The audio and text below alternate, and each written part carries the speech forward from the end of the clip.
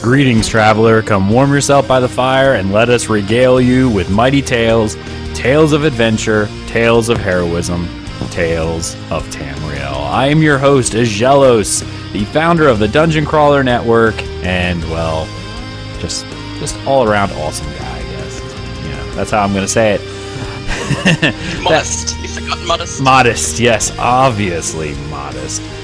We are in-game yet again for another episode because it's a lot of fun, honestly. We're having a lot of fun doing this, and for some reason I enjoy it. And plus, you know, our two co-hosts are pretty much in their pajamas, either one going to bed and one waking up. The one who's going to bed, the pastry chef himself, Arkhaniir. How are you? Hello. I'm doing good. Well, how's aside from the fact that I almost missed the show sleeping. How are those sweet rolls? Oh, it's good. It's good. It's useless, but it's good. Yeah. When Akatosh blesses thou with a sweet roll. Oh yeah. When I was expecting an item that will change the game, I got a sweet roll. Yes. Which I'm not complaining, you know. It's a sweet roll. I mean, at least you didn't win the game though, so yeah. It was a sweet defeat. It was a sweet defeat. While I'm crying in my corner, at least I got a sweet roll. You know, it's all good. It's all good. Yeah, so if anyone's wondering, Arkhaniir has been streaming TES Legends lately, and he made a clip of the example of the type of RNG that he tends to have in games. It's quite heartbreaking, honestly. Yeah. Maybe he'll talk about it later, you know, if he wants to. Add it to you can add that to your gameplay. It's Yeah. Elder Scrolls related. I'm fine with that. So yeah, I mean, I'll probably talk a little bit about Legends as well, since, you know, it's the awesome toilet game that it is now. So, and I'm not saying that it's a crap game. I'm literally saying now that it's on phone, I can play it while I'm on the toilet. So therefore, I play it a lot.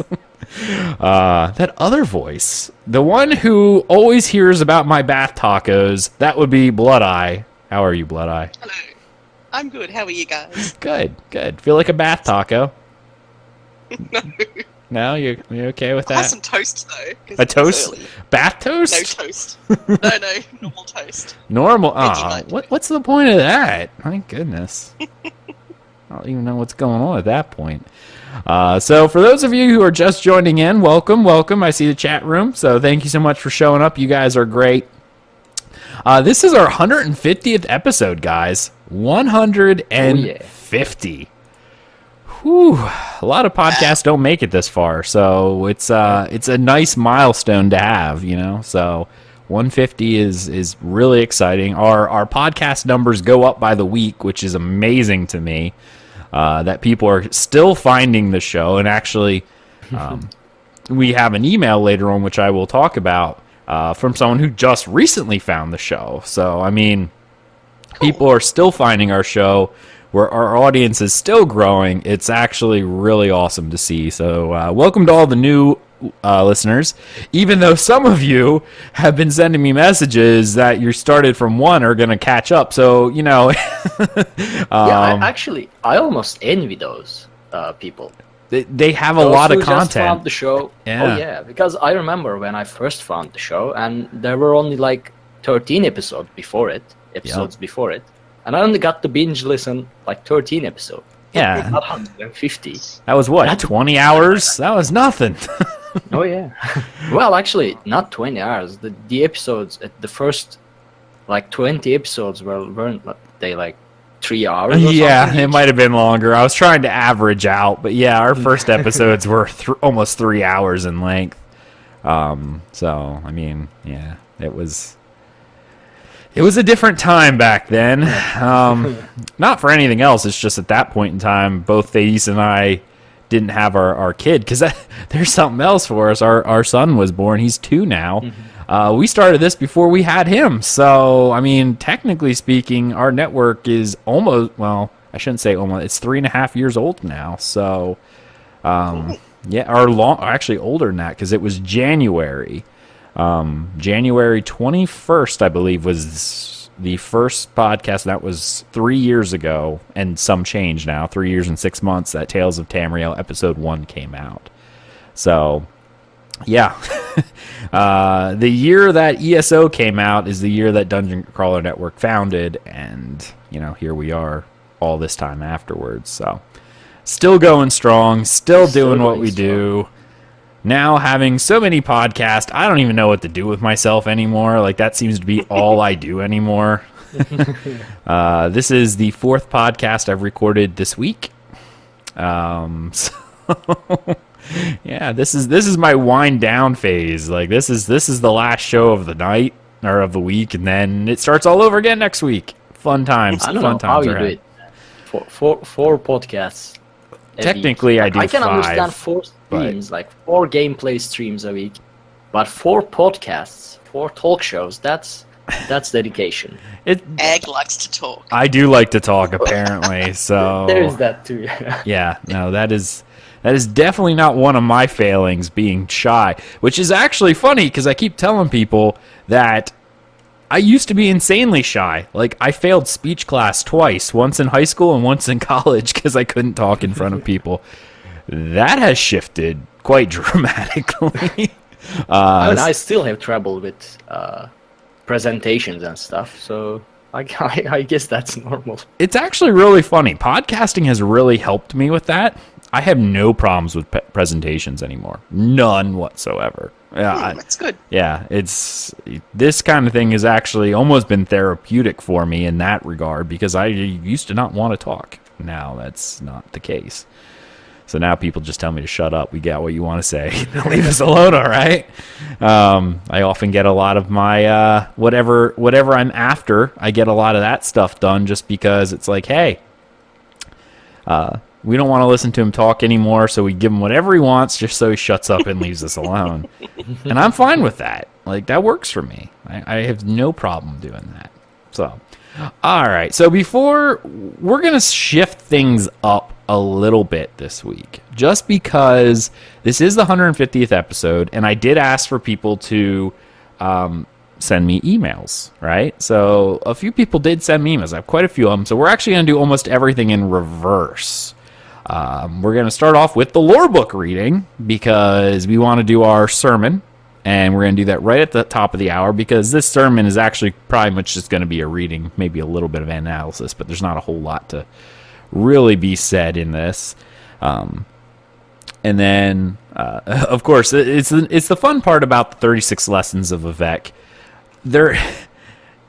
Some of the sermons are just they are. That's the best way to describe it. I don't want to say don't make sense because that's almost all of them. The best thing I can describe is that they are. And a lot of sermons, we're only doing one a week, which is kind of the other issue.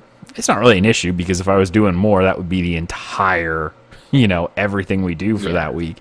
But by only doing one a week, it kind of limits, I guess, what's the wording I want to use? It limits some of the analysis because some of the actual sermons don't make a ton of sense until you compare them to others. So, with that being said, we'll go ahead and as soon as I pick this last Columbine, because I need potions, we're going to go into that, followed by our emails, because we got tons of emails that I want to read, so we're going to read lots of those emails.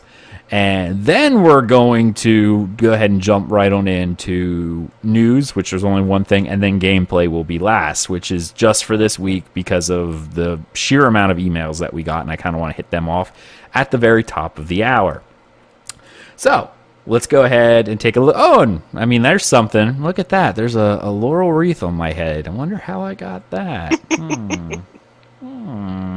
Anyway, well, we'll talk about that in a little bit. But first off, we've got time to read 36 Lessons of Vivec, Sermon 7. As the caravan of Nerevar now made for the capital of Veloth, Anon Amalexia, there came great rumblings from the oblivion. A duke among scamps wandered into the House of Troubles, pausing before each scripture door to pay his respects, until finally he was met by the major domo, Mehrunes Dagon. Ooh. The Duke of Scamps said, I am summoned by Lord Dagon, master of the foul waters and fire, and I have brought the penitents of the 7 legions. The majordomo, whose head was a bubble of foul water and fire, bowed low, so that the head of the Duke of Scamps became enclosed in his own. He said to the first penitent, which commanded a legion of grim warriors who could die at least twice. He saw the second penitent, which commanded a legion of winged bulls and the emperor of color that rode upon each. He saw a third penitent, which commanded a legion of inverted gorgons, great snakes, and whose scales were the face of men. He saw the fourth penitent, which commanded a legion of double-crossed lovers. He said the fifth penitent, which commanded a legion of jumping wounds, looking to hop upon a victim. He saw the sixth penitent, which commanded a legion of abridged planets. He saw the seventh penitent, which commanded a legion of armored winning moves. To which a majordomo said, Duke Kahuta, your legions, while mighty, are not enough to destroy Nerevar or the Triune Way. Look upon the Hortator and see the wisdom he takes to wife. And they looked into the middle world and saw, evaporating in a throng of thunder, of red war, of chitin men, where destinies take him further from our ways, the heat that we have wanted, and prayer they still remember, where destines clothe the distance, glad in the golden east that we saw it now, instead of war and repair of oblivious fracture, a curse on the Hortator, and two more on his lands. And the Duke of Scamps saw palms of the Hortator, upon which the egg had written these words of power. Gartok Padahum, Gartuk Padahum. The ending of the words is Am Sylvie. Okay. Right. Again, like I said, there's not a whole lot of room for analysis. It's this sermon, To 7. other than counting to 7, which again makes me wonder about the 7 sermon. You know, there's a lot of that. I guess the word numerology in here, where people are taking the ideas of the numbers and adding in. Now, honestly, this entire thing, we've heard of the Duke of Scamps before. I'm almost positive the Duke of Scamps has appeared in single-player Elder Scrolls games. I feel like it was Oblivion. Maybe I'm wrong, but I feel like the Duke of Scamps was seen already somewhere else before. We've heard that name. I believe we've heard it a bit in even Cold Harbor, perhaps. Like, the name is really familiar to me, and it's really kind of drawing a blank as to where it would have came from. I don't know if anyone else actually knows. Well, I just Googled it, and the first thing that comes up is obviously Sermon 7. Yeah. Other than that, there isn't really anything else Okay. that it's mentioned. Okay. I could have swore, maybe I'm wrong. I just feel like I've known this name before, but then again, at that same time, I've read these sermons so many times, maybe I'm just confusing where exactly I've heard things. But the entire idea of this sermon, and why it was something that, you know, they wanted to show forth. This is, again, I guess the best way that I've seen it described is Vivec coming forth and showing the power of the Tribune and the Hortator itself, and also saying that, you know, you have these 7 very powerful legions, and he goes to Mehrunes Dagon, and Mehrunes Dagon's like, listen, you're still not strong enough to be able to take out the Hortator. It's not your destiny to defeat him, right? But in this thing, it's kind of, how do I want to describe this? This sermon very much reminds me a lot of the idea of a serial killer, right? A serial killer who leaves clues to what he is doing in hopes that maybe someone smart enough can figure it out, right? That's often a case that serial killers leave clues. Why would you do that if you were killing all these people? Well, you generally do it because, you know, in some weird, sick way, you want to be caught, you know? Like, and that's what I've seen, because obviously from the dissident priest point of view, we know, or I guess we shouldn't know, but the theory is that it was the Tribunal who ended up killing the Hortator or Nerevar. And I mean, that is kind of the entire premises of the Elder Scrolls 3 Morrowind, is the idea of the Nerevarine coming back as a reincarnation.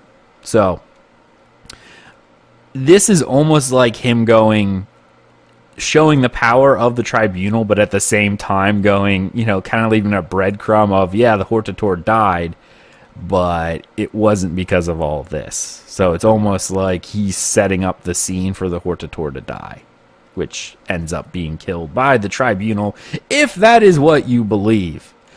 And again, I have to say, if that is what you believe, because, maybe not. Maybe you're one of those who believe the Tribunal are indeed living gods and the anticipations that they claim to be. So. Not really. From in the Elder Scrolls Online, you would have no reason not to believe it. Because and this is coming from a very much of a metagaming idea, is because when you play the Elder Scrolls 3, you find the heart of Lorkhan and the tools of Cagnarak. So it's kind of like, okay, so these things here that were used, said to be used to achieve divinity really do exist, so you tend to wonder if those clues are kind of like, these things are here. So, but all right. I mean, even if they're not actually living gods, the dude still is holding a moonlet over the city. So oh yeah, no, they have insane as power. close as you get. And the closest I could say is the fact that they literally did steal Lorkhan's power, or the missing god, and then they by using that borrowed power, because here's the thing, they actually tend to lose the power in Elder Scrolls 3. Spoiler alert for a 20-year-old game, but that's actually kind of what brings you into it. They are starting to lose their power because Dagoth prevents them from going back into the mountain where the heart is. They used to do I don't know if it was a yearly, but it was a ritual that they used to say that they would do, that they'd go into the mountain and, the distant breeze. Yeah. Divinity. It's kind of like charging your battery, if you will. But once Dagoth prevented them from being able to actually re-enter the Red Mountain, that's when they started losing their power in the Third Era, because they weren't able to actually go back in. So. Yeah. Actually, I do have some questions. Okay. Perhaps I'll mention it during the gameplay section as well. But the streamer I mentioned a couple episodes for the Ophelia Noir did a lore lecture stream that lasted for about 3 to 4 hours, and it was all about Morrowind lore. So I learned a lot, and so basically on Elder Scrolls 3. Their access to the heart of Lorkhan is prevented, and then later on the mountain explodes as well and stuff like basically they can't access the heart, so they can't recharge their divinity. Yep. Is that why Vivec disappears in Fourth Era? Maybe is there a indication towards that, or it's not mentioned at all? I would almost believe that entirely, because also, spoiler, one of the Tribunal starts losing her mind. Oops, maybe I gave it away. Insert sexist comment about female losing mind. But she actually does. She loses her mind over the power loss, and she actually ends up killing Sotha Sil. You find his body in Morrowind. And then in the Tribunal expansion, which is where you find all that, you actually end up killing her. So spoilers again for anyone who won't play Morrowind. We kill Almalexia too? Yep. I mean, Almalexia kills Sotha Sil. Oh, I didn't know that. You can kill Vivec in Morrowind, but it's not considered canon. Like, if you sneak into his room and he's like super powerful and you cheat, you can actually kill him. But it's not canon. So, like, you're not supposed to. He's actually the one who you generally don't kill. But you actually end up killing Almalexia. And Sothasil was killed by Almalexia, so... So where's Sodasil right now, like in Elder Scrolls Online? What's the theory? Clockwork City. He never leaves the Clockwork City. That's where he's at. Yeah, but... I mean, we are going to get the Clockwork City DLC, so... We are, but the Clockwork City is fairly large, so who knows if we'll actually see him or not. I hope we do. Mm-hmm. But at the same time, I kind of hope we don't. And only because if you're interested, go look him up on just the internet. Search for him. He's mostly machine now, right? Oh. Like he experiments. Almost, yeah. He actually is one of those who how do I want to say it? He experiments upon himself and augments himself, so he's like covered in Dwemer contraptions. So he's like half machine. And you end up actually killing him. Ugly. Oh yeah. Yeah, he's a mess. But at that same point, I'm really like when I first saw Almalexia, I was very disappointed when I first ran into her in the Morrowind storyline.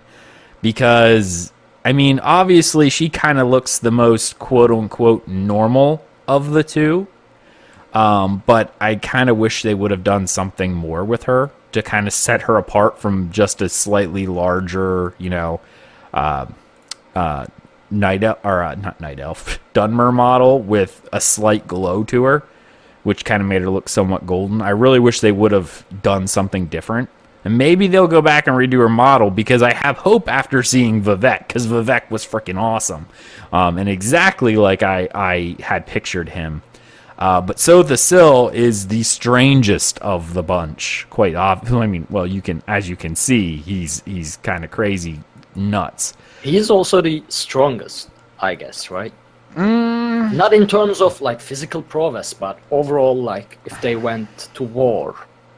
Because again, in the lore lecture, she mentioned that Sothasil had like pacts with most of the Daedric princes as well, like in-person agreements and stuff like that. I don't know, I guess. But you also got to remember, he got killed by, Almalexia, so... Yeah, but that's like, it was a surprise, probably. More than likely. Oh, hello, Almalexia. Oops, stabbed. Would you like to come in for tea? I just put something on the kettle, and she stabs him in the back. Yeah, I can see that.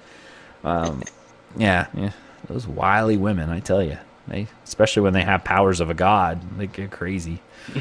Or when they start losing it, they go crazy. More like, I don't know. But yeah, so I don't know. I guess possibly, but he's also the most enigmatic of the ones because so little is known about him. Even overall, because he never leaves the Clockwork City. Like that's just where he is, and he never leaves. So it's kind of hard to really know much about him because even the Dunmeri people don't know much about him. Like he's just there, Vivec is definitely the most personable of the Tribunal, but obviously Almalexia is the most beloved as Mother Morrowind. So, take that into account. One last question. Yeah.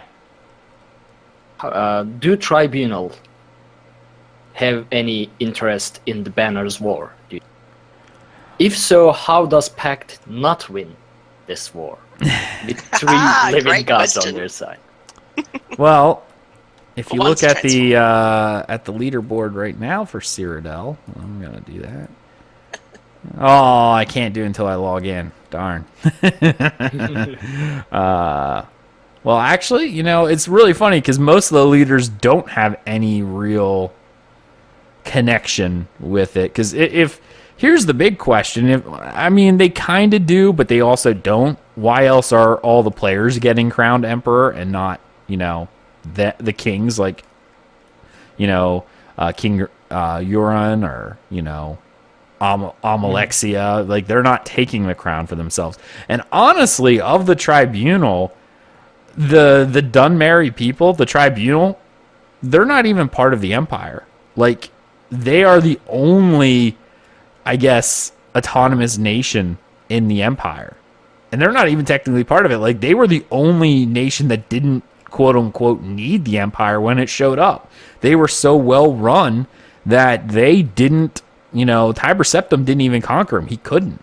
They were too strong. They actually don't have an interest in the idea of an empire because they already have their own stuff. They don't really care. You know what I mean? They're like, well, even actually, like, Tiber Septim pretty much conquered Tamriel with the help of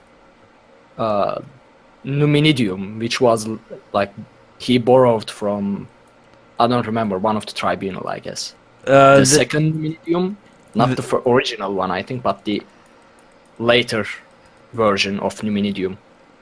Wasn't the second Numidium in Redguard? I thought there was only... Maybe it was, but as far like I read that Tiber Septim did borrow one of the Numinidium. I don't remember which one from the Tribunal. Well, the Tribunal would have had it because the Dwemer were working on the Numidium during the Battle of the Red Mountain, and after they all disappeared, obviously the remnants of all their infrastructure and of course the Numidium itself would have been closest to Dunmeri, occupied land. So they would have, of course, had it because it was actually the idea of the Numidium that caused the war in the first place. Because the Dunmer thought, the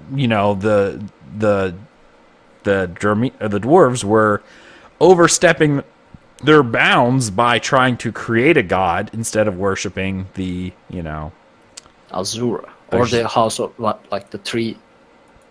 Yes, three Daedra. It's the three good Daedra, which is Azura, Menphala, and Boethia. Those are the ones that they consider the three good Daedra. And then the four corners of the House of Trouble, Mehrunes Dagon, Molag Bal. Mehrunes Dagon, Molag Bal. I don't think Malekith. I don't know the rest. I'm even drawing a blank. Sheogorath. And who is the fourth one?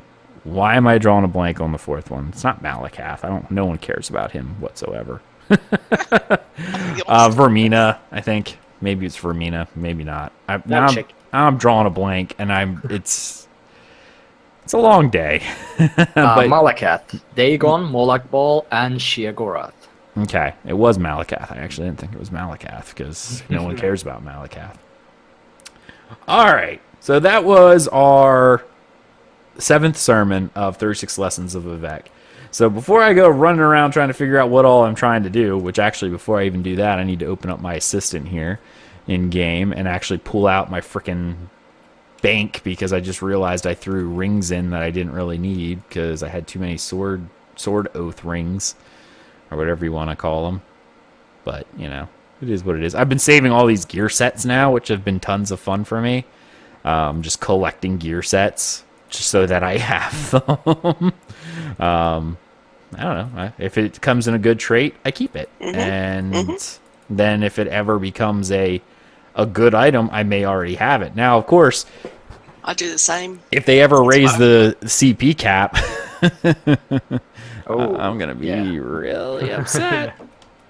Everyone will be. They would have to do some sort of system where, for a month or something, you could spend gold or do something to upgrade. Yeah, you'd hope.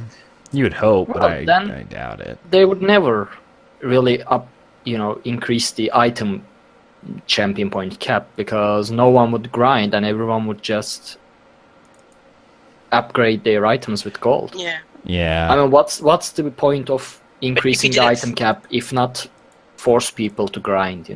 But you do it for a window for the existing player base, so they wouldn't spontaneously combust with anger.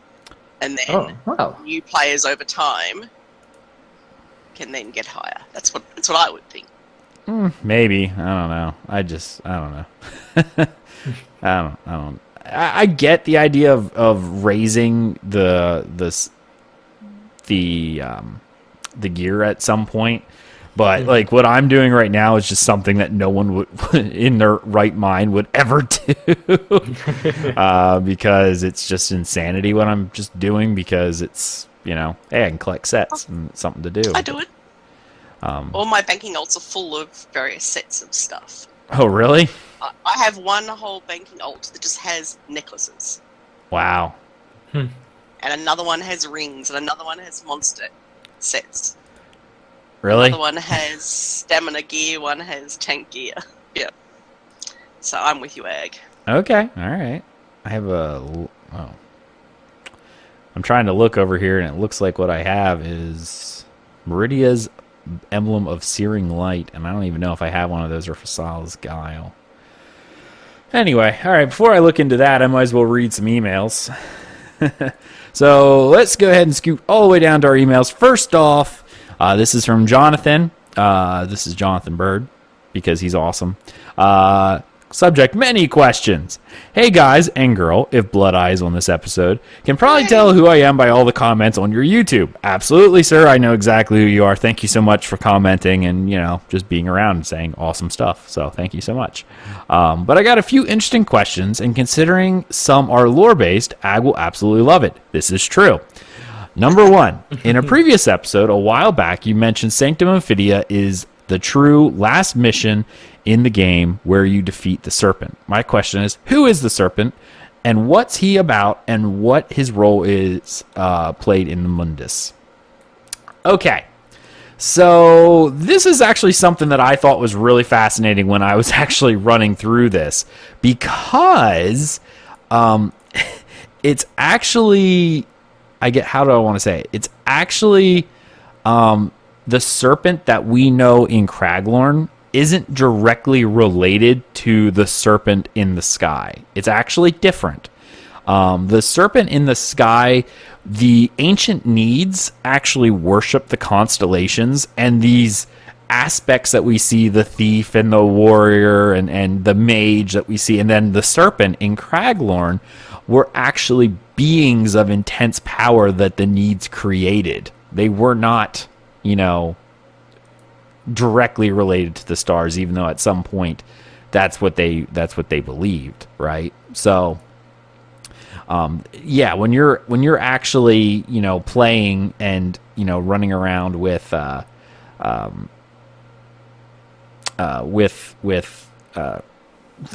Craglorn, you actually learn a good bit about the Needs and their creations. But yeah, they were just incredibly powerful creations derived from the stars themselves, not necessarily anything else. So they're actually creations of ancient Nedic people, not in and of themselves something. Number 2, I've seen a video on YouTube on who's the strongest protagonist in the Elder Scrolls series, and I've seen a lot of comments saying the Dragonborn are a hero of Kvatch, are the Nerevarine, and I've argued that the Vestige should be up there at the top due to the Vestige beating Molag Bal in his own realm, and not just an aspect. What are your guys' opinions on the strongest protagonist, and should the Vestige be considered amongst the rest? I actually kind of want to hear what you guys think on this one first. Because you guys all, well, I shouldn't say all, but, I know Ark has played Oblivion, right? Yeah.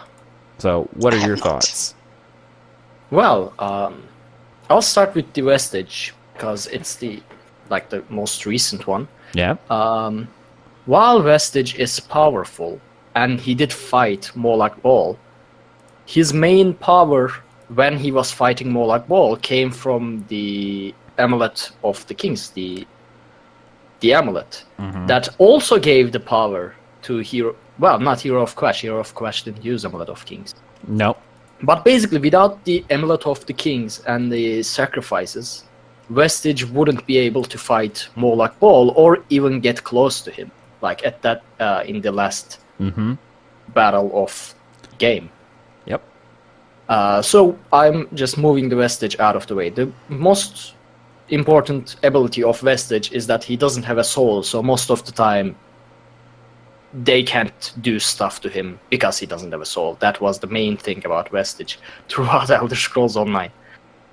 Hero of the Kvatch is just a guy, again, without any powers or anything. He's actually, up until the Vestige that we play in the second era, he is the most normal person that you would actually experience. He's actually just an average Joe, except for like Arena. In Arena, you actually play, and I think the canon eventually names the unknown hero, even though you get to name him, that he was a guard or something, but they were normal. So almost everyone, I think the one in Daggerfall was normal too. So it's actually only Morrowind and Skyrim that they were at all something different than what they were before. Now, I don't know much about Nerevarine, as you probably guess, but here's what I know. Nerevarine is one of the initial, like before Tribunal uses the Heart of Lorkhan. There's 5 of them, right? Or 4 of them, yeah. Four. Like Almalexia, Sodasil, Vivec, and Nerevarine, which was named, I think, someone else, but I don't remember. Indorel Nerevar. Ah, yeah, Indorel. So basically, he dies before he gets to use. I mean, he's the one that's against using Heart of Lorkhan, and he dies in the process of defending this idea of not losing Heart of Lorkhan. So again, he dies without any powers too. Yep. Right? So this leaves Dragonborn with the only person that has crazy powers. Yep. In this competition. Now, if Nerevarine, like when he comes back, from what I've seen in the Vardenfell questline, people expect him to come back so strong that he will fight Tribunal. So let's say he does get some powers, or at least the power of Tribunal, when he is reincarnated or something. Well, I would still think he does technically in Morrowind. You are the Nerevarine. Oh, we are Nerevarine in. Yep. Okay. You are the reincarnation of Indorel Nerevar, which is funny that you can choose any race to be that incarnation. You would think, but it's actually, I should say, you'll notice this if you play any of the games. Like if you do a fresh install of Morrowind, the very first race that you're presented with is a Dunmer. When you play Skyrim, the first race is a Nord. So they kind of lead you into what their idea of the canon hero is, but you can choose to be something different. All those heretic people that choose an Ultimate Dragonborn. I know. The heresy. It's wrong. So, in terms of like a Tribunal versus Dragonborn, I would say, well, the Dragonborn in Skyrim, like the protagonist Dragonborn, isn't that strong, actually. Like, he is just at the beginning of his Dragonbornship, and he doesn't know most of the words. He doesn't know how great his powers can be. But if we think Mirak instead of our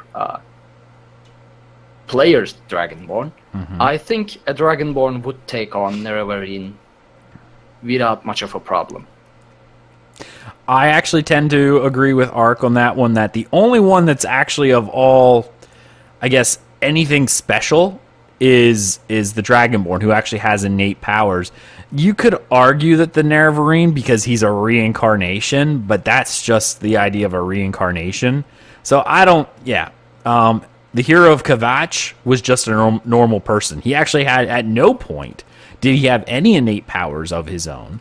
Anything that would have, quote-unquote, made him stronger would have came from an outside source, which could, be taken away, like a Daedric artifact or anything like that could be taken away. The Vestige that we talked about already, the only thing that really makes him or her as powerful as they technically are is because they have no soul. They're a husk. And the idea of that, it was actually, they used it in almost a cheap gameplay mechanic to say that that's why your character, when it dies, becomes a ghost in the MMO. Because obviously when you die, you're a ghost. In Skyrim, when you die, you're dead, and you have to reload a save, right? But that's how they got away with the idea of, I just pop back, I'm a ghost, and now I can respawn. It's because you have no soul, so your body doesn't leave the mortal coil. That's why they say you can, resurrect, if you will. that cheesy gameplay mechanic. But he's another aspect of. Go ahead. Sorry. Another aspect of looking at this would be, though, for a better comparison or a different kind of comparison, would be comparing them at their peak power, like when they had the most power, along with their influence as well, like Hero of Kvatch having the Empire behind them. That would change things, probably. Possibly, but also at the Dragonborn level, he had a shout that could literally rip dragons out of the air, and possibly, we've already seen the Thume be used to devastating effect when Tiber Septim was leading the army until he got his throat cut. You know what I mean? Like, he used it to devastating effects on the enemy. Look at when you first learn about the idea of the Nordic tongues, that how powerful they were. They were a force to be reckoned with on the battlefield. They were tide turners. These 5 people or however many of the original tongues there were when the Nords first landed on Tamriel. Like, they were tide turners. They just ripped apart any army that tried to stand up to them. That's how powerful that they were. Their shouts were just that powerful. I mean, look at the gray the guys in the High Hrothgar. The priest up there, the ones who can shout, and literally when they summon you, it sounds like an earthquake is happening. Like, that was the best moment. Yeah, exactly. You could just hear it from all the way up on the mountain. And they even say there's the one guy who won't even open his mouth because even a whisper would blow you apart. Like, that's how powerful of the idea of these shouts are. And that's an innate power that you could learn. Technically, anyone could learn that. But the Dragonborn's the only one who can do it, at will, essentially, and it gets double power from dragon souls. So, wow, I just got an achievement that I didn't even realize I didn't have. Wow. That's weird. Cool. I just got an achievement for Forgotten Crypts Conquer. Defeat all the champions in the Forgotten Crypts. That last guy, defeat the Forgotten Sheriff, was likely one that maybe was bugged when I was doing it. I don't even know. I was in here doing a daily for the stream, and I got an achievement that I didn't even know I was missing. That's funny.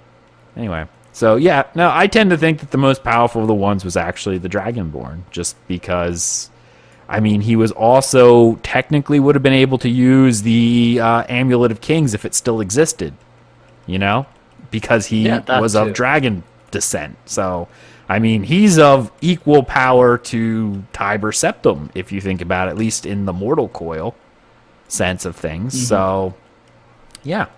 But just to throw a spanner in the works, depends on what your definition of powerful is. I think to be able to decimate an entire army by shouting at it is pretty much power. Yeah, but you could also be a good diplomat and control, as per Ark's point, have an army behind you in what you say. Get the army to do things, or governments, or whatever. So Nords rip through armies. Really, there's that too. She's trying to be all diplomatic about it. I'm like, no, I'm just going to shout at your army and tear them apart. If you convince Dragonborn to fight for you, then you are probably more powerful than that said Dragonborn. Yeah, but if the Dragonborn accidentally sneezes while you have him at dinner, you're dead. So, guess what? It's over. Well, make him fight for you, but don't keep him around. Yeah, that's the one. Yeah, just don't get into an argument. If he says his sports team is the best, do not try to fight. You will lose. All right, final question we have here, because we still have tons of emails we got to get through. Since ESO, I've been going around for a long time, and I think there will always Since ESO is going to be around for a long time, do you think there will ever be PvE content DLC which we travel to Aggelos and see what the continent is truly like, with the different races like the Taishi and others, and hopefully understand their mindsets and what they want to accomplish other than getting the Imperial's perspective on a failed invasion? I actually don't think the Imperial invasion has actually happened yet, to be honest. The Disaster at Ioneth, I think, is actually later than the Interregnum, because it was a septum, and not a It was definitely after the Interregnum that we actually go there. Up until this point, the only known excursions to Akavir have been on from them invading us, not the other way around. If we were literally going to go with canon, which we already discussed, I think, last week, that ESO doesn't always stick with canon, especially when it comes to content. They will make it whatever they want, and they'll retcon it later. If they were sticking to lore, then no, because there hasn't been any recorded invasions of Akavir other than that first one that I know of. So I don't think that would be a case. Personally speaking, given the rate of content that they're doing and the fact that it would be a big zone and DLC and there's so much still to do, given the average life of MMOs, which is around a decade, I honestly don't think we'll ever get all the way through Tamriel, and if we do, there's still the Daedric realms to bring into this, that we could explore entire realms. So I honestly don't think we will ever see Akavir, just due to the fact that there's not even a whole lot of reference for Akavir. So I don't think we'll actually see it. That's my personal opinion. I don't know if Ark or Blood-Eye have anything else they want to say on that.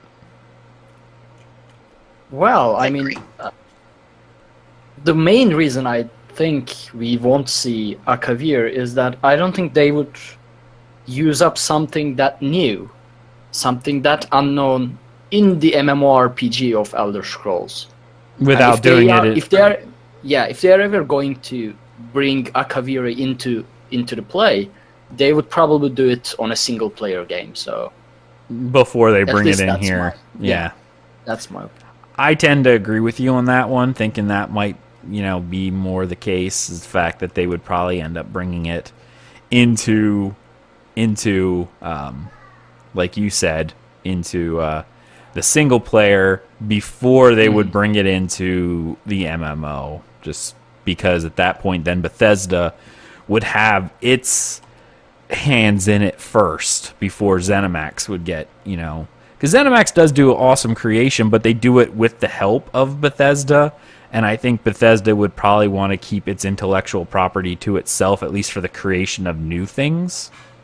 At least in that larger meta sense. I don't know if that would be the case, and maybe I'll be wrong, but Akavir is actually larger than all of Tamriel put together, because it is a very large continent. And given the way that they're designing stuff now with zones, yes, they'll do a zone for... I don't think they would ever release that, just because of how little they'd be able to release at a time. Yeah. Just given... What they might do, maybe, a quest that you travel to Akavir in an instanced, little area. Maybe that's the best they would do, in terms of adding Akavir into the game. But other than that, I don't think so. Yeah, I don't foresee that being a thing, unfortunately. But, we could always be wrong. So thank you so much, Jonathan, for your email. We really do appreciate that. And he also had one more comment. Yeah, you see that, Ark? You see that right there at the end? I've been staring at that. And when you deleted the entire thing, I was like, yep, you didn't read it. Nope. Long live the Sexplar. Yes, sir. Long live the Sexplar. Why you do this? All right. Our next email comes from Meowsbark. Midyear Mayhem, a tale for tales. All right. And Meowsbark, also one of our Twitch subscribers. Thank you so much for that, by the way. So we really appreciate your support over at twitch.tv/Dungeon Crawler Network. Hitting that sub button, that was really awesome of you. Thank you. That does help support the network. So, of course, if anyone else is interested in helping doing that, especially if you have a Twitch Prime, you get a free sub. That's a way you can do it, and you don't even feel it. So, there you go. All right, so Meow's Bark sends us another email. Thank you so much. And I really do appreciate it. He apologized for length, and he's been, or she's been sending us emails for a while, and I really do appreciate it because I love getting mail. Happy 150th episode, Tales of Tamriel. Thank you for the countless hours of entertaining podcasts. Your shows break up the monotony of my work, and I have now watched every episode of every podcast at the Dungeon Crawl Network in full, except for one. My heart broke too much to listen to the Glass Motif podcast. Fair enough. I just want to give you a hug and tell you it's going to be okay. I've played so many MMORPGs over the years that die out in the first couple of months. I don't agree on every decision that Bethesda has made with ESO, but they've made enough right decisions that ESO is active and thriving 3 years after launch, which is true. Good point. I also think a lot of it's because there's nothing else out there as well. But yeah, anyway. Oh. No, I mean, it's true. It really is true. They are a good MMO. They really are. I honestly only have issues with their monetization policies. Like, I really think they need to give more incentive in-game than just the cash shop that they throw at us constantly. My goodness, Ark, how much news do we have this episode? Like one minor thing to mention? Yeah, and that's not news. Like, you can go and meet the ZeniMax team in Gamescom. That's pretty much it. Well, there you go. We already finished the news. But how much of even the past 6 months has been monopolized by Crown Store stuff? That includes data mine stuff that we know are going into the Crown Store. Like, 90% of our news is talking about what they're adding into their cash shop. That is literally 90% of our news. And if that's any indication of what, obviously they're focusing on, there you go. Anyway, I wanted to share a tale with you. In honor of Midyear Mayhem, I ventured out into the wilds of Cyrodiil this week on my number 2 character. My favorite part about the event was that my guild came together for PvP. Kinda. We have characters in 3 different factions, and we use a single voice channel in our guild, and we're too lazy to type on our controllers. So anytime we would tell our group mates which keep our resource to take, we'd be ambushed and teabagged by eavesdropping guildies. It's actually also funny, Meow's Bark, because I was going to do some PvP today, and I was in a campaign, and I had 2 of my guild members ask where I was because they were playing on AD characters. I wonder who they were. Blood-Eye. Yeah. Why do you have an AD character? Yeah, that's even the bigger question, okay? Because one of my other guilds is AD. Why are you even in another guild that's AD? Yeah. You should immediately leave. Anyway, we will yell at you in our Tales section about that. So, Ark, you make sure to mark that down because we got to yell at her about that. We're going to get through this email. The only time we didn't kill each other is if there was a sky shard involved. All right. If I had one complaint about this week's event, it is that I had to compromise my role as a support character in order to land 50 killing blows. It took me 13 PvP levels and 1 million AP to complete. I don't like to kill steal. Oh, well, that's nice of you. I also ended this adventure with a bunch of Telvar stones. Quick lore question. What is so special about these stones, and why are they only found in the Imperial City? Looking forward to hearing your next 150 podcasts. Again, congrats. Your favorite AD Magsork, Meow's Bark. I am both AD and a Magsork. I know. I love you, Meow's Bark, but you're really making it hard for me to love you with both of those things because Magsorks are the devil, all right? They are just the devil. Oh, my goodness. They're so the devil. And I've been doing a lot of Battlegrounds this week for the Midyear Mayhem. So I now know, Ark. I know your pain with Magsorks. So. Yeah, Yeah, all right, so that makes it really hard. First off, let me hit up the Telvar thing, because that's actually really simple. The Telvar stones are actually tiny chips off of the white gold tower itself. I think we actually had this conversation with Asari way back when we first started talking about Battlegrounds and how we were... no, it wasn't Asari. It was Nate, our other co-host. We were talking about, he's like, why don't we just use Telvar stones? And I actually had to jump in with the lore going, well, technically speaking, sir, the reason why we wouldn't want to use them for Battlegrounds is the Battlegrounds are happening out in Morrowind. Like, it's a Morrowind event. And the Telvar stones only appear in Imperial City because they're little bitty pieces of White Gold Tower. Of the White Gold Tower that were being chipped off, and they contain, obviously the power of the White Gold Tower itself being, obvious if you want to get into some tower lore, which may be something we talk about in the future. I know that's KDR Mickey and Mark. They or I guess I should say Mark, not KDR Mickey from Elder Scrolls Off the Record, but Mark. He hates the idea of tower lore, so anytime I talk to them, I always like bring it up, especially if Mark's in the chat, saying, hey, you want to have some tower lore discussion? Because he just absolutely hates it. So if you listen to this show and Elder Scrolls Off the Record, I encourage you to send a message to them and ask Mark to talk about tower lore. Like, that would be great, and I would love it. And say regards from Aggelos. So just do that. I want to see people on this show emailing Elder Scrolls Off the Record to talk about tower lore. And I just want to see Mark rage. Sorry, Avarwin, if you're listening. I know you tend to listen to these, but, feel free to bring that up on your show, dude. Just ask Mark to talk about tower lore, because I requested it. And you'll see. Well, just one thing. Don't spam, like, if everyone that listens to the show spams Elder Scrolls Off the Record, that would be bad. So don't not all of them. It's okay. I mean, a few thousand emails wouldn't be nice. It's okay. I'll smooth it over with a Varwin later. Just if they in turn spam us back. I think it would be incredibly funny, since I'm the one who has to go through all the emails, and I will call it a okay. Oh, yeah, I agree. Right. Yeah, so what do you care, Ark? I don't want to go through all the emails. That's right. So no, it's all good. Actually, I can't have you die on me, man. Yeah, I know that's true. Just like, nope, I'm out. So there's the Telvar stones. The Telvar stone lore. Now, what was the other question? I almost forgot it already. What do you use them for? That's my question. What, the Telvar stones? The merchants? Or are you asking me, like, from the lore perspective? No, from a gameplay perspective. Oh, I tend to just use them for buying the triglyphs, the prismatic glyphs. Okay. You could also use them if you're willing to save 250,000 of them. You can guarantee your shelf at a polymorph. So, I mean... Oh.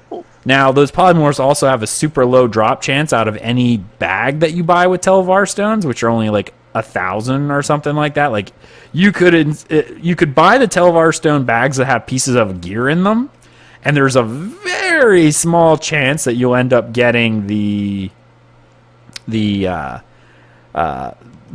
polymorph, or you could save the 250,000 Telvar stones and then just buy them outright. There's 3 of them. So that's kind of what I've been saving mine for, is just because I like cosmetics. So I'm saving for those polymorphs.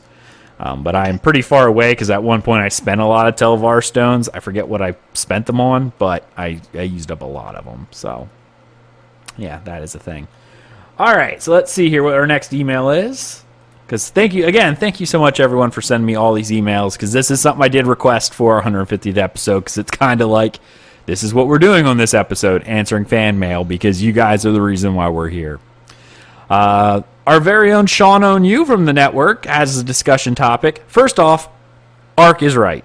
Topic doesn't matter. Well, Sean, you are wrong. So, one question on about what? I don't remember. I think he's just saying you're right no matter what you say. Oh, okay. Yeah, I think that's just a sweeping Ark is right, period. Doesn't matter what topic it is. So. Yeah, I'll take that. Thank you. Yeah. Finally, someone with common sense.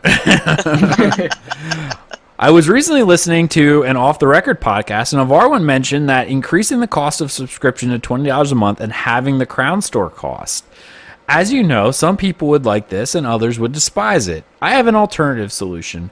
Why not have an an ESO double plus option, basically double the cost of sub for $30 for people who want it, and then half the cost of the Crown Store cost. My argument is this. First, it gives more money to ZOS. Second, it gives another option to players that would prefer to pay that way. I foresee people subbing for double plus, buying everything they ever wanted to get the most use out of, and then canceling, which in my mind is fine. Let's say ESO comes out with a new mount that is outrageously priced at $40. The double sub would make it half that, so it's $20. But then the double sub would net cost of $35 for the player. Now the player will want to make the most out of that double sub, so they'll end up buying more stuff and than just the mount, so that ZOS makes more money from the digital goods and the player feels like they got a good deal. Would prefer being on the show to discuss this, but real life is dumb. Yeah. Sean hasn't been able to be here, so we miss you, Sean. We hope to see you back soon. My thought is once you start getting up to $30 and only having those Crown Store cost, I don't know. Like you would obviously get 3,000 crowns a month, but having the Crown Store cost still wouldn't get you everything. I don't know, because then it just becomes an issue of, even when you increase the cost, right?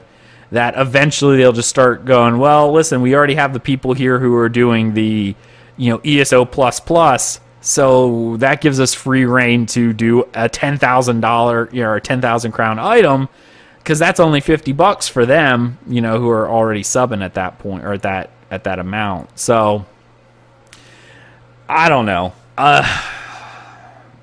If anything, I'd rather them, lower the price of ESO Plus and increase the prices in Crown Store.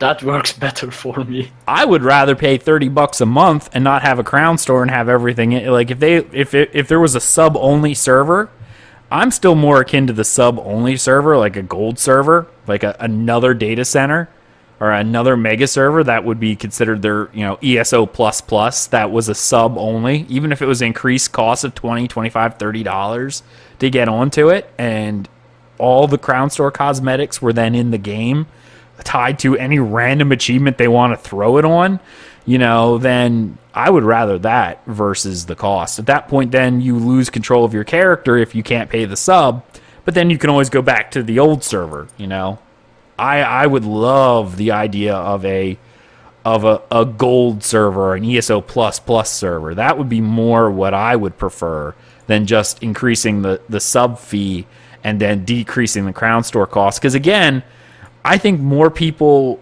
would end up hating the idea of the ESO Plus being more expensive, because most people want the ESO Plus for the benefits more than for the Crown Store. Yep. Crafting bags. The crafting bags, yeah. Crafting bags, the double bank space, the extra 10% extra experience. Well, pretty much whatever the four things are that you get from it. So yeah, like I think people would be a little more upset by the Crown Store cost. The Crown Store cost only really annoys collectors. People like me who can't help themselves but want to collect everything. The people who only pick up the stuff that they want, like Blood-Eye, like, oh, I only like this or I only like that. They don't feel the need to, like, that urge to get everything, so they don't really care. Oh, I get my subs, I get this, and then I only pick the one or two items that I really want. Because in all reality, like, how my character is right now, if I only bought the cosmetics that I used on my main character, I would literally be running around with the Fennec Fox, the Fennec Fox, oh crud! What was the other thing? I can't even remember the other thing I bought, because I got the Crown Star, or the mount from the ESO subs. I wouldn't need a mount, so it would be pretty much the Fennec Fox, and I think maybe the Nedic armor set I would probably use, but even that's kind of iffy. So I can't even think of anything else. Even the heads, like I got the basic hair kit or whatever that had all the original stuff in it. Because I get the normal boar's nest beard and a bald head, and that's all I need. I honestly think that's all I would have bought. I would have bought one Finnick Fox the entire time, and the base cosmetic set for changing some looks around. Like, that was everything. So that is not the amount of cosmetics that I have. But, you know, like, if you really think about it, that's kind of where I'm sitting on that. Like, and I mean, I do use cosmetics on some of the other characters, but I mean, in all honesty, I barely even play them. So is that really even going to any good? Yeah, I have all these different mounts and stuff on other characters, but in the end, I'm not really even freaking using those characters. So what does it matter? You know, that's what kind of my 2 cents on the whole thing is. You know, increasing the sub cost is only going to make more people angry unless the increased sub cost allows you to create a character on like a sub only server. Those are my thoughts on that one. The downside of your gold server is this. People like me who are in a different hemisphere and in a different time zone, it's tricky enough for me when I'm playing at my prime time to have people online to do group content with. And I think if you further segment your player base into different servers, rather just EU, NA, into then standard server, gold server, that's going to be very hard for people in the non-prime time zone for that server. You are in a very unique situation, however, and I say that because it really is. Australians in this case, because there is no Oceanic server, you really are kind of inconveniencing yourself one way or the other. Yeah. You know, you're either late on US or early on US or late on EU. It's kind of like your choice. You don't really... Yeah. You know, there's no prime time that really works for you, which, Correct. I mean, that's unfortunate. I think you're damned if you do, you're damned if you don't kind of deal. With their phasing technology, though, I don't think the idea... I don't think a gold server or the amount of people who would prefer to play on a sub-only server where the cash shop wasn't a thing would actually limit the numbers at all. Because the phasing alone, even if that server only had 1,000 people playing on it, they just limit the number of phases. How many times are you playing that I'm in freaking Mournhold right now, and I see players running around, and this is technically almost prime time on a Saturday night, and I'm seeing maybe 100 people running around in this city, because eventually the server has to phase to make room. You're not going to see all 1,000 people anyway, regardless of where you're at. If the server has 10,000, it just means you have even further segmentation on the server in shards. I don't think you would be any less screwed on a gold plus server versus a normal server. I really don't, because you're still gonna... there'd be a more fragmented population that I couldn't then do. You're not going to be able to play with all the population anyway. Like, I mean, even, like I said, if there's 10,000 people on your server, the only thing it's really going to affect really is... But there aren't 10,000 people on there because they're all asleep. That's my point. Yeah, but that's going to be the same regardless. Like, yeah, look at it this way, Ag. I mean, currently, there are like millions of players in North American mega server that are, you know, that has accounts. Yeah. Then a percentage of these are active.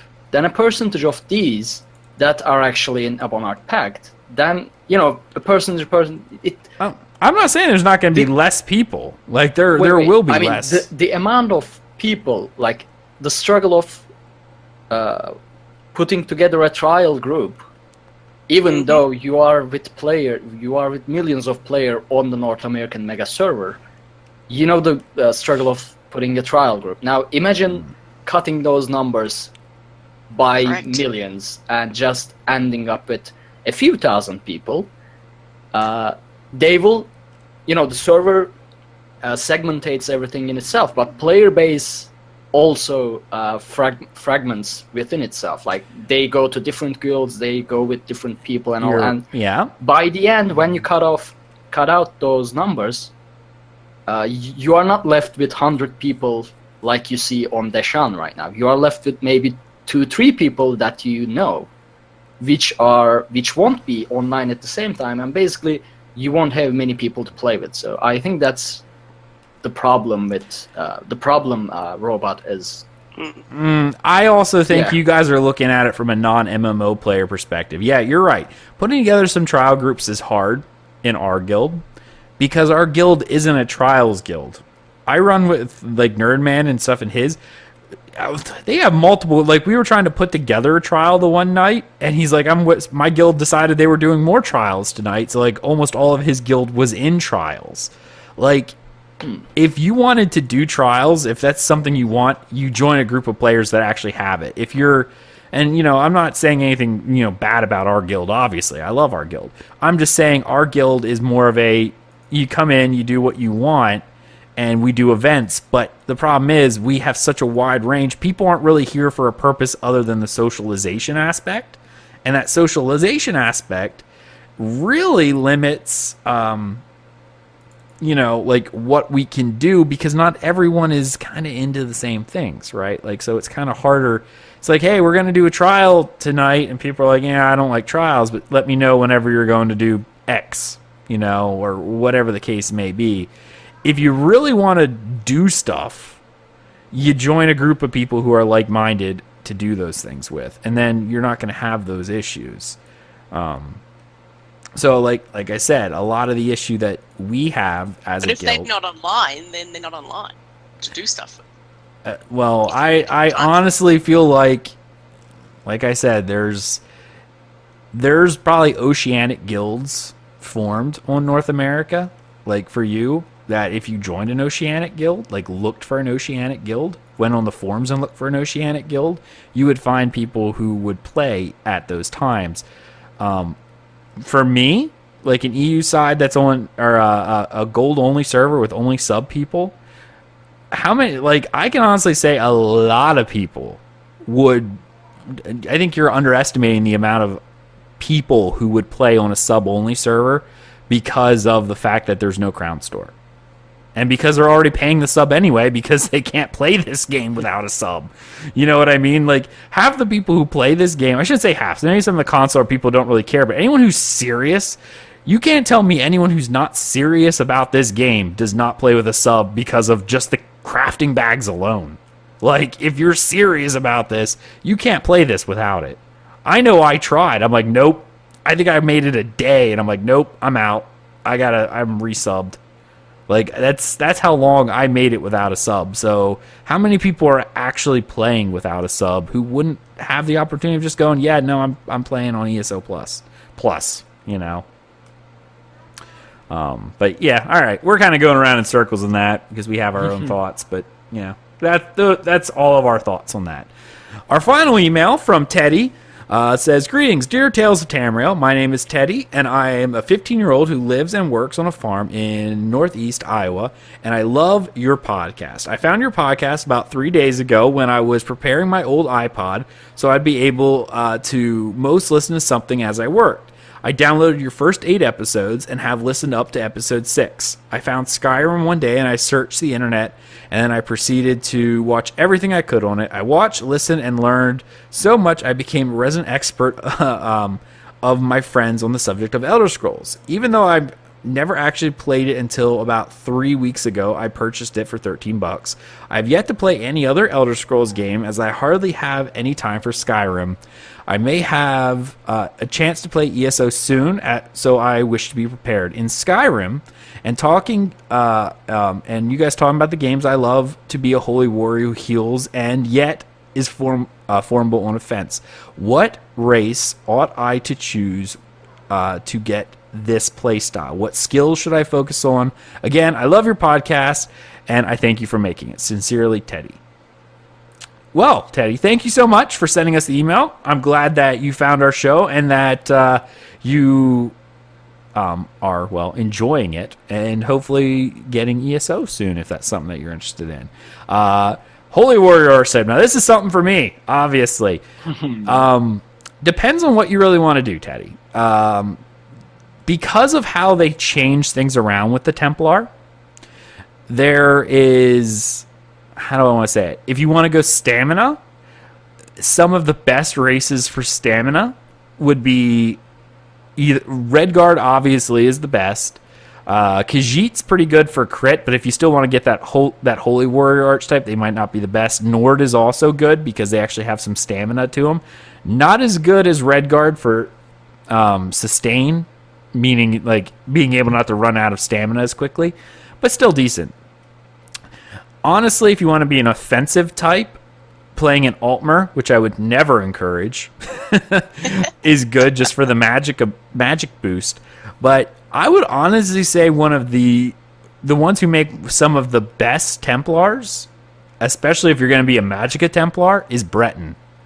Breton is one of the best. Obviously, the idea of the Holy Warrior, your best bet for that is playing a Magicka Breton.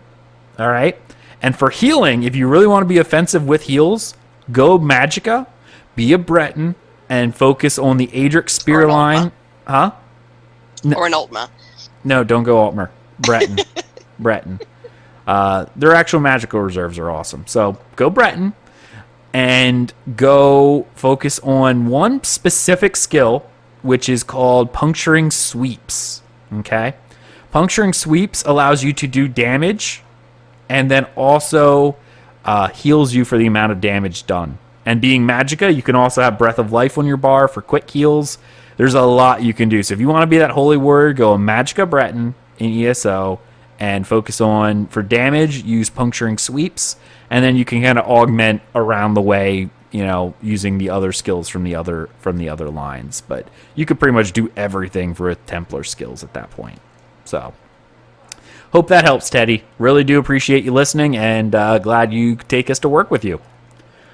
All right, guys, that's kind of the end of our email. So before we move on to the last section, which is going to be gameplay, we got to give a special shout out to our sponsors of the show, which is you, the listener. That's right. We are the PBS of podcasts, and it's through support from people like you that we continue to do what we do. If you want to support us, obviously, there's a number of ways of doing that. One would be Twitch subscriptions now, because Twitch is one thing that we do now have a sub button for, and you can click that little sub link if that is something you would wish to do to support us. We really appreciate that. The other way, of course, is Patreon at patreon.com/Dungeon Crawler Network. For as little as $1 a month, you get all of our episodes on all of our podcasts up to a day early, sometimes longer, as well as entry into our monthly giveaways that we do over there. So check those out. Patreon.com/Dungeon Crawler Network or Twitch.tv/Dungeon Crawler Network. Thank you so much. You can also leave us a review on iTunes. That is something that helps us out exponentially because it helps people find us and let them know that we are a real podcast, that we say words, and sometimes those words actually serve a purpose. Not all the time, just sometimes. All right, guys. What have we been doing in ESO this week? We're going to start with Blood-Eye again. Well, PvP, because of the event, pretty much. So I finally won a battleground. God, that's a challenge. So I got my achievement done. I did a little bit of questing in Oridon to look after Queen Flathead. Found out who the leader of the Veiled Inheritance is. No spoilers, which I already knew anyway from playing it through on another character. And I bought the cave, finally. The Earth Tear Cavern? Yeah. Okay. I have. Yep, so I've moved all my plant collection into my cave. That's what I've been doing as we've been podcasting today. And the most exciting news of this week is, and hopefully for those listening live, it's enough time for them, but the luxury vendor has got glowy plants, and we all know I love a glowy plant, so I'm probably going to drop about 500,000 gold on glowy plants for my cave. But they're ugly glowing plants. Shiny thing. No, they rock. They are not the glowy plants like Nirnroot, they are the Morrowind stuff, which is always ugly and weird. I like them.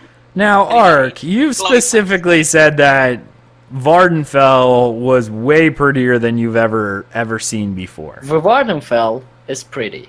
When you look over a large, landscape, when you inspect everything individually, everything is still weird and ugly. Like the plants, like It's the weird. beetles that have mushrooms on them, like I love them.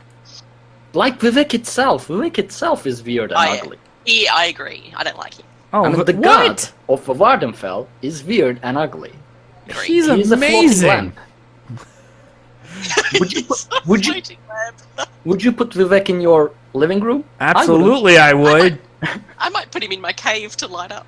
I mean, I'd sit on his lap. Well, I mean, maybe. I don't know. I might get jabbed by his spear, but anyway. We'll talk about that in a later sermon. I love Vivec. That's Tales of Tamriel After Dark material. No? Yeah, clearly. Yeah. That's funny. I freaking love Vivec. He's actually one of my favorite characters in Elder Scrolls. That magic hermaphrodite, he pulls at my heartstrings, man. I love Vivec. I'm kind of sad that it was a crown store item in order to get like the Vivec statue or not crown store, crown crate item to get the Vivec statue, because I'm like, see, that's something that I really want. I would absolutely rock a Vivec statue in my house. Are you kidding me? Absolutely I would. Oh, love Vivec. Man. Yeah, I think everyone can tell that you love Vivec from the way you know everything about 36 Lessons of Vivec, including catching just 3-word modification from memory.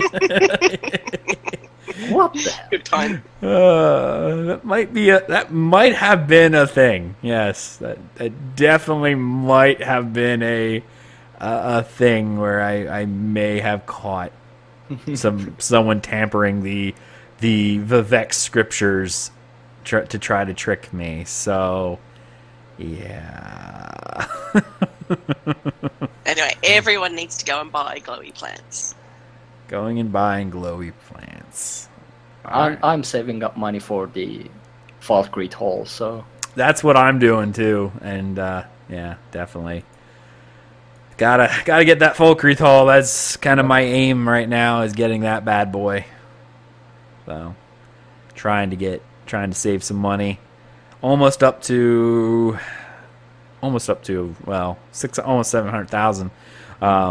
Again, after Ark was so generous and sent me money, to which I sent money to Rage. So you actually pretty much sent me the money that I sent to Rage, because Rage sent me a message going, dude, I need some money to buy something that he was after. Glowy plants. I bet you he was. No, it was actually an item set of some kind, and I only had a little bit of money, obviously. Not a little bit, but not as much as I once had, But I gave him whatever I could spare, because I mean it's Rage, so of course I gave him what I could spare, and so I gave him about half the money I had on me, which at that time was about 500,000.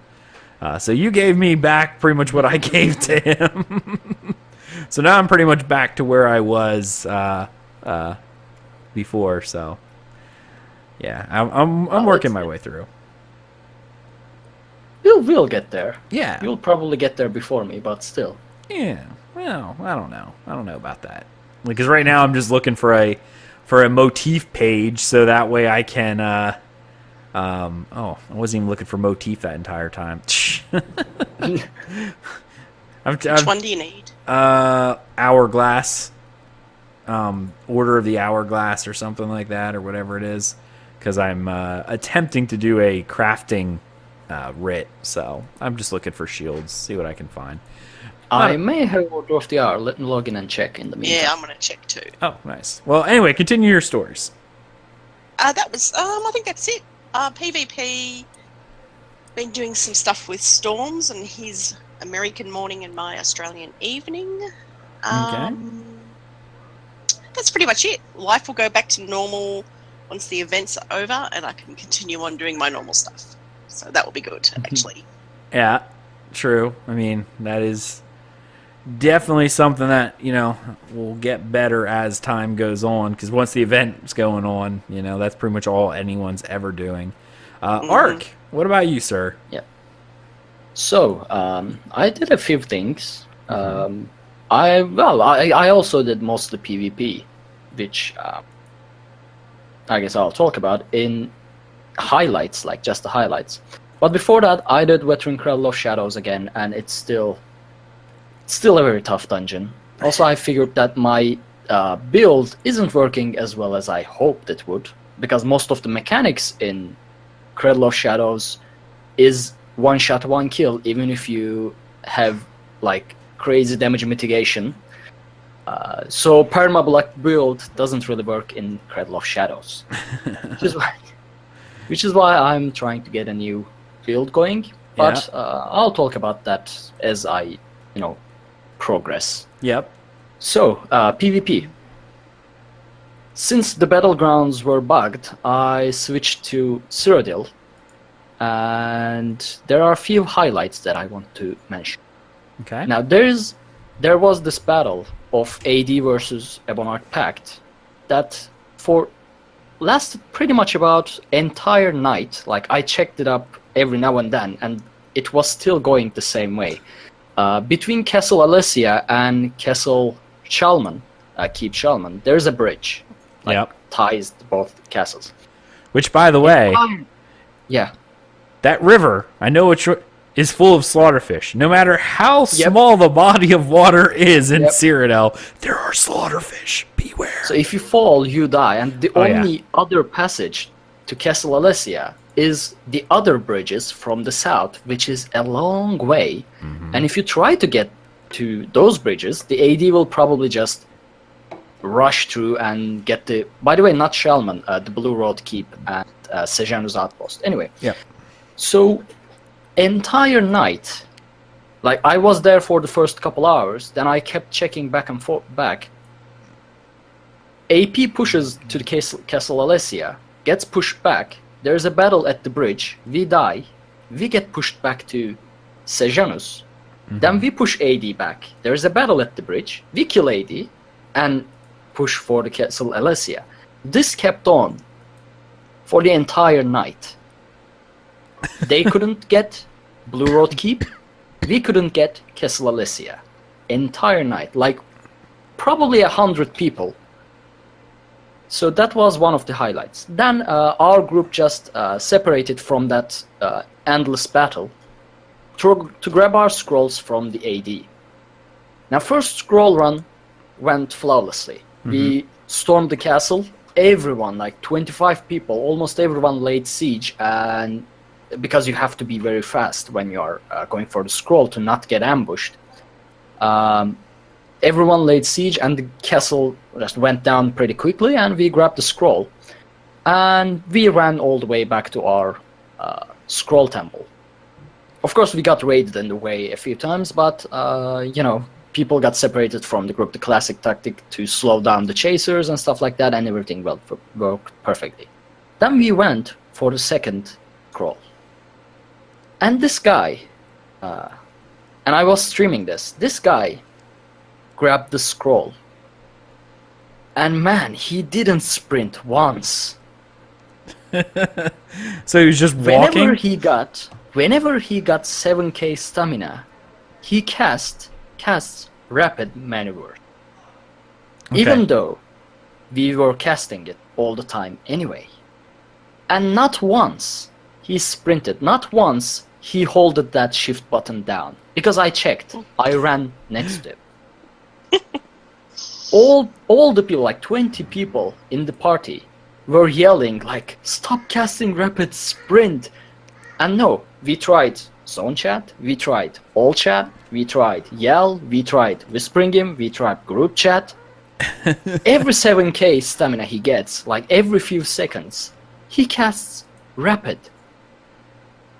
And it was frustrating. We were like, the party is screaming in the chat. People are making jokes like, "Oh look, there's a tortoise there, just passing next to us."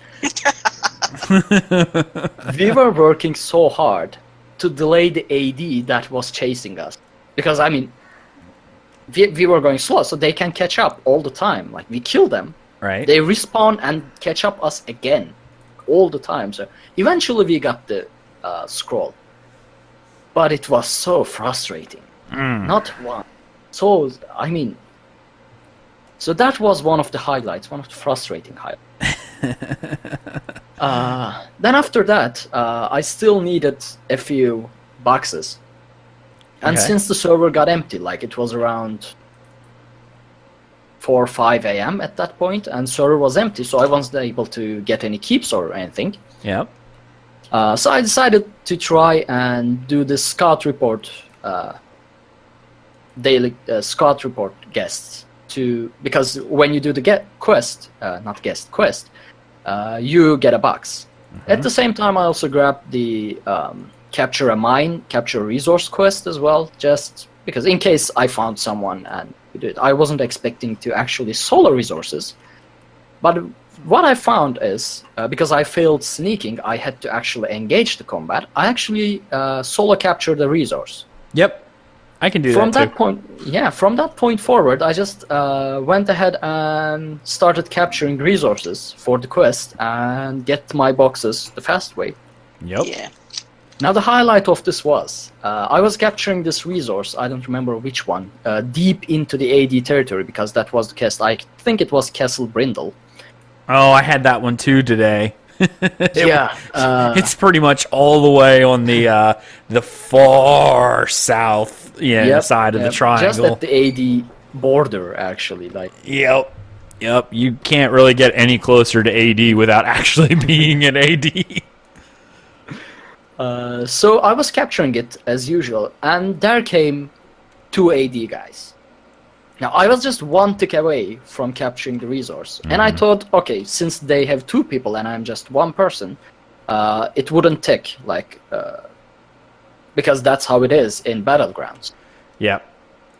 Just as I was about to die, I actually captured the resource, and all of the Ebonheart NPCs just spawned out of nowhere. And suddenly, that 1 versus 2 combat turned into, 10 versus 2. Yep. And I killed both of them, and then another guy came and I killed him too with the help of the NPCs, and suddenly I probably had only 1 shot left in me, and then I would be dead, and suddenly every NPC spawns, and there are healer NPCs too, which was awesome, and they just healed me, which I wasn't really expecting, and suddenly the tides turned, with the blessing of Talos to come. Although he's not here yet. Not yet born baby Talos. Yep. And I actually thrived in that combat and got my Star Made title with that combat. So that was the highlight of my PvP nights. Other than that, what do I have? What did I do?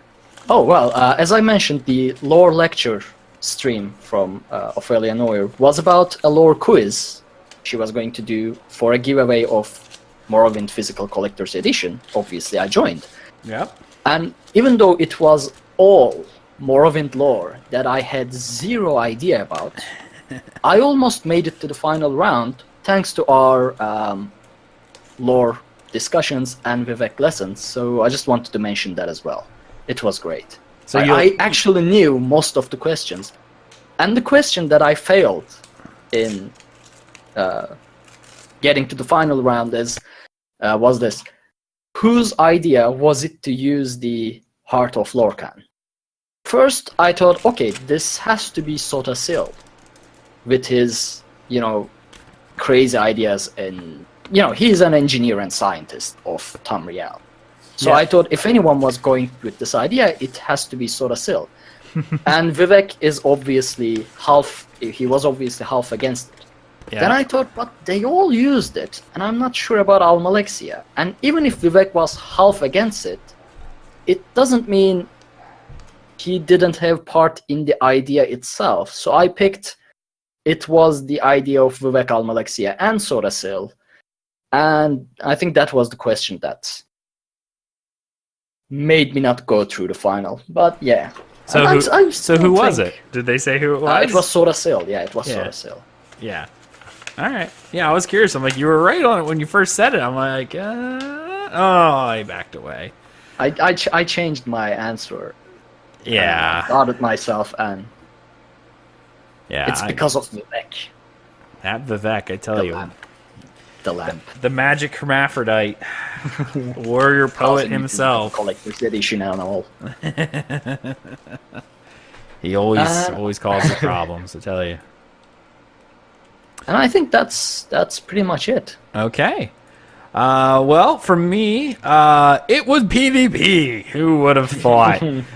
Because obviously I wanted that wreath, which if you're looking at the stream right now, guess who has it? I guess I should probably pull up my inventory because then, oh, look at that. Oh, it's so beautiful.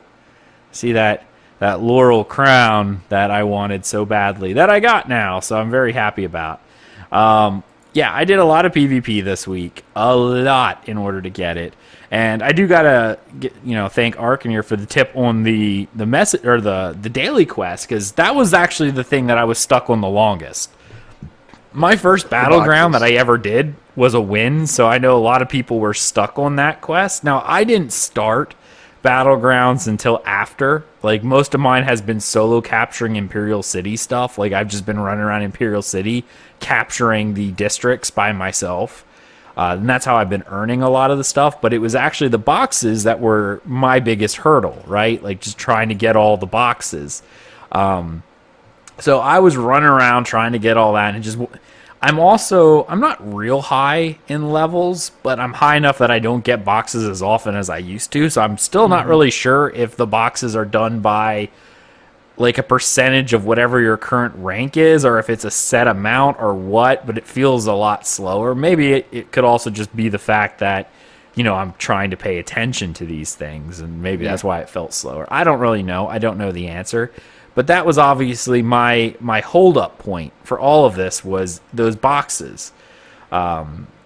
Specifically, because, like, I'm going to pull up my achievements here. Like, I was doing pretty darn good in the Midyear Mayhem. Like, Battlegrounds, pretty much, I didn't start Battlegrounds. I got everything else, capturing the keep, Imperial City districts. All that other stuff was easy for me. Very, very easy to do right away.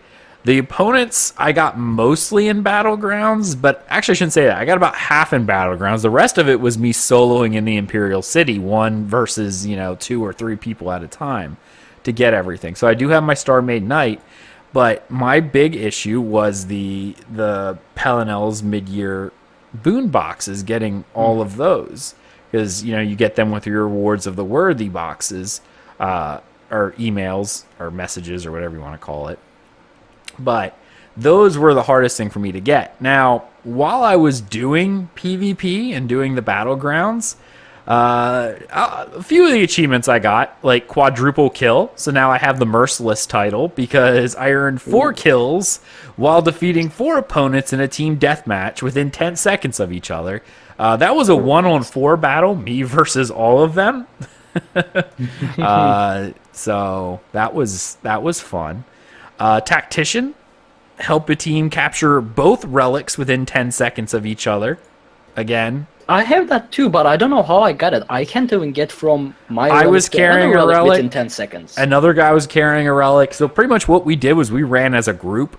We had... it counts that as well. Yeah, I carried one, and another guy carried one, and we traveled as a group, and we cleared it out.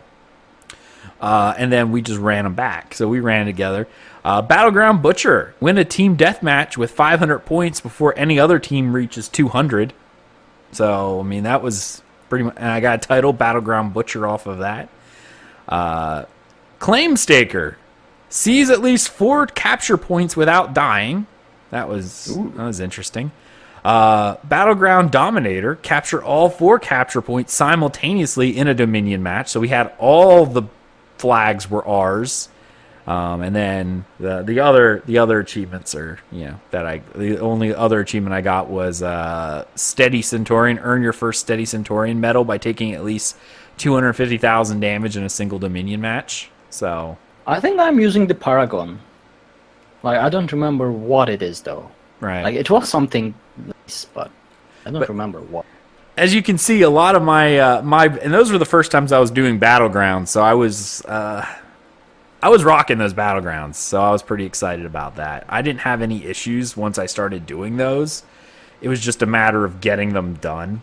But then I ran into the issue of getting all those boxes, and I think as of this morning, I still had, I think I was at 18 of 25 to go as of this morning. And I'm like, I don't, like today I had the show, and then I was playing with my son in the morning. So I didn't have a lot of time, and I'm sitting there thinking Monday this event's gone. So like by the time you guys are listening to this podcast, because this will be released probably Tuesday, it's not going to be like the event's over. So if you're watching live, go do those daily quests, man. Those daily quests and are glowy plant. And buy the glowy plants. And buy glowy plants. So yeah, that's pretty much where I'm sitting. Like I was doing those, and that's how I got.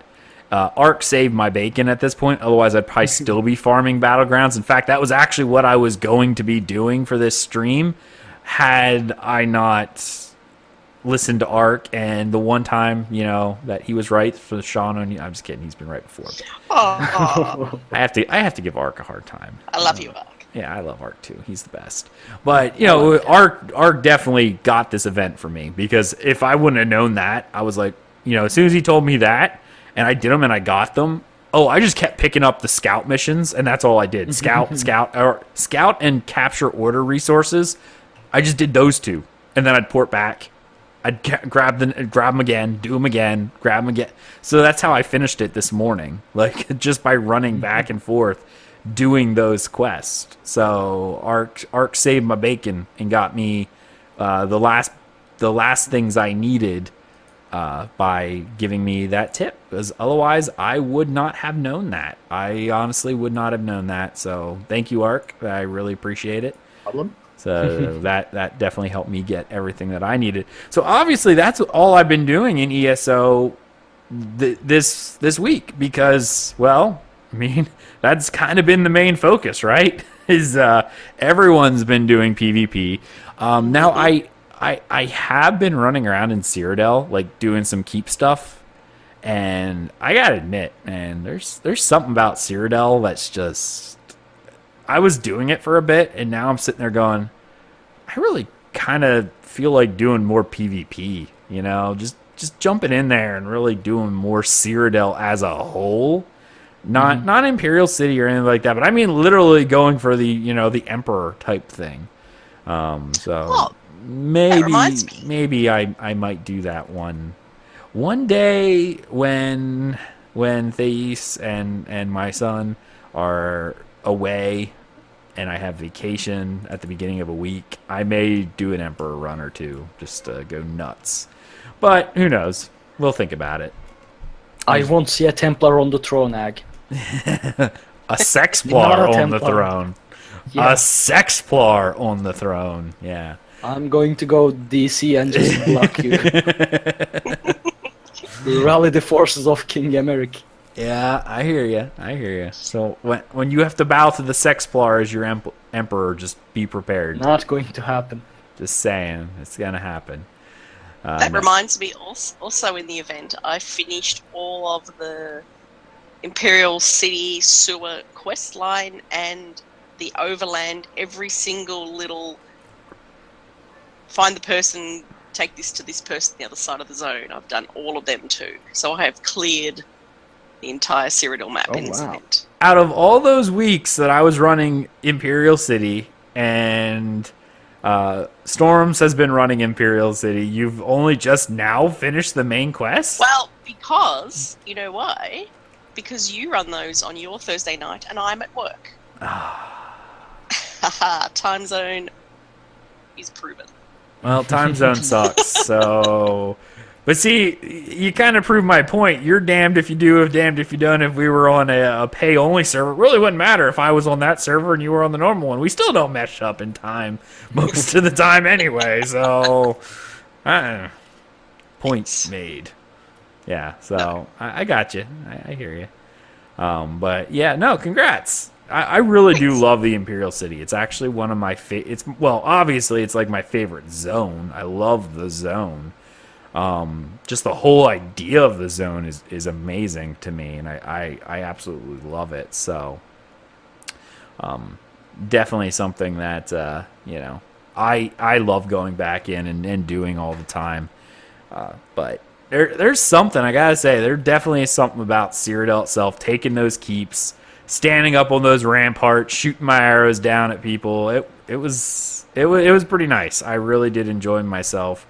And maybe sometime in the future, I may actually, do some real attempts at real PvP, and see how it goes. And just, we'll see. I don't know. That's one of those things, in order for me to really go for anything, I would need the time to do it. Because, obviously, Emperor's not something that you do casually. That's something where I know Nerdman and his wife, they just got Emperor a little while ago, and he's pretty much like, yeah, it sucks. Because, the amount of time you have to put in, like, you just don't sleep. You don't eat. You don't leave Cyrodiil ever. and that's kind of where you have to roll in order to actually, get that far for Emperor. So, I don't know. It is what it is. So, I don't know. I enjoyed it, but it definitely made me want to, to go out in Cyrodiil and really start working my way through it.